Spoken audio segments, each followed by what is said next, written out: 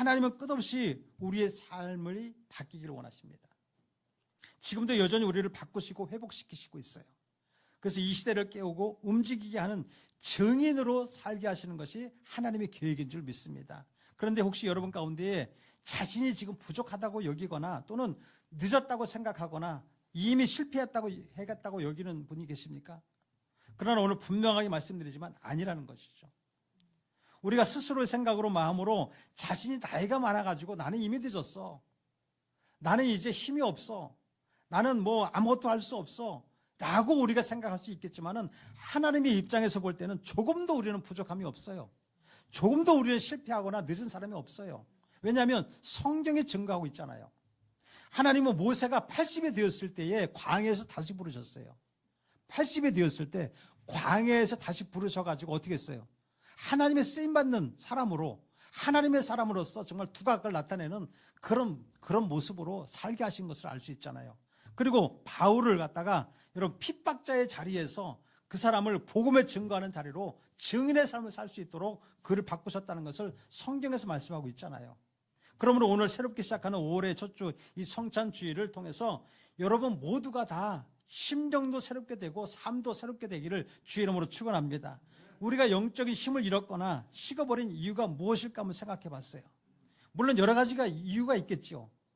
세상은 점점 이 가치관이 무너지고 있어요. 가치관을 어디에다 두고 있느냐? 세상을 보게 되면 점점 어디에 두고 있어요? 보이는 물질에 두고 있어요. 진실보다 각자의 욕망이 앞서고 있고 사람들은 점점 더 많이 가지는 것을 최고로 여기고 있어요. 더 많은 것을 가지고 많은 부를 누리고 크게 뭐 엄청나게 이런 것들을 보이는 것으로 인해 가지고 그 가치를 두고 있는데 성경은 그렇게 말씀하고 있지 않습니다. 돈이 주인이 되는 순간에 사람의 영혼은 힘을 잃어버리게 돼 있다고 말씀하고 있어요. 물질의 종이 된다고 말씀하고 있어요. 이렇게 물질이 그 사람의 가치가 되고 목적이 되는 순간에 여러분 우리가 하나님의 사람으로서 믿음도 다 식어지고 있거든요. 믿음을 잃어버리고 있거든요. 영적인 힘을 잃어버리고, 그러므로 이 시대에 하나님의 사람은 더욱더 우리는 깨어 있어야 될 줄을 믿습니다. 본문에 보게 되면 이 디모데전서 6장 9절에서는 이렇게 말씀하고 있어요. 디모데전서 우리가 11절 12절을 읽어봤지만 그 9절을 읽어보게 되면 그렇게 말씀하고 있죠. 부하려 하는 자들은 시험과 올무와 여러 가지 어리석고 해로운 욕심에 떨어진다라고 말씀하고 있어요. 세상은 더 많이 가지라고 외쳐요. 부자가 되라고, 부자가 되는 방법을 가르치고 있어요. 더 높은 자리에 올라가는 방법을 가르치고 있습니다. 더 많이 누리라고 유혹하고 있어요. 그러나 주의 말씀은 그 길 끝에는 시험과 올무가 있다고 분명하게 말씀하고 있더라고요. 겉으로는 우리가 화려할 수 있죠. 많은 것을 가지고 많은 부를 누리고 있으면은 화려한 것 같이 보여요. 그러나 그 깊은 내면에는요, 우리의 영혼을 묶을 수 있는 그 올무가 있고 잠시 동안 부를 누리는 동안에는 기쁨이 있어 보여도 결국에는 끝없는 욕심으로 인해 가지고 공허함에 빠지고 그 공허함에 사로잡히게 된다라고 말씀하고 있어요.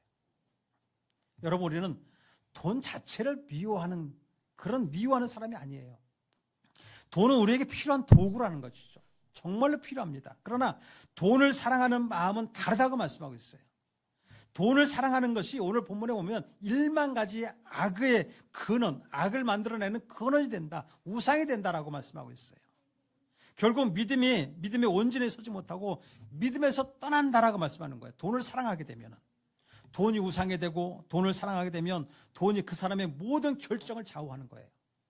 돈 때문에 양심을 버리고 돈 때문에 예배를 가볍게 여긴다고 한다면 이미 그 사람의 주인은 하나님이 아니라 돈이 주인이 된 거예요. 돈 때문에 여러 가지 이 예배 가운데서도 내가 부를 누림으로 해가지고 예배 가운데 나가느냐 안 나가느냐 이렇게 결정한다고 한다면 그것은 주인이 누굽니까? 하나님이 아니라 돈이 주인이 된다는 것이죠. 그래서 마태복음 6장 24절에 보게 되면 이렇게 말씀해요. 진짜 하나님의 사람이라고 한다면 이것을 잘 듣고 분별할 줄 알아야 되죠. 여러분 24절에 보게 되면 한 사람이 두 주인을 섬기지 못할 것이니 혹 이를 미워하고 저를 사랑하거나 혹 이를 중히 여기고 저를 경히 여김이라. 너희가 하나님과 재물을 겸하여 섬기지 못하느니라. 여러분 하나님의 사람이라고 한다면 돈이 주인이 될 수 없다는 것이죠. 여러분 하나님의 사람은 세상 사람의 그 기준과 달라야 된다는 것이죠.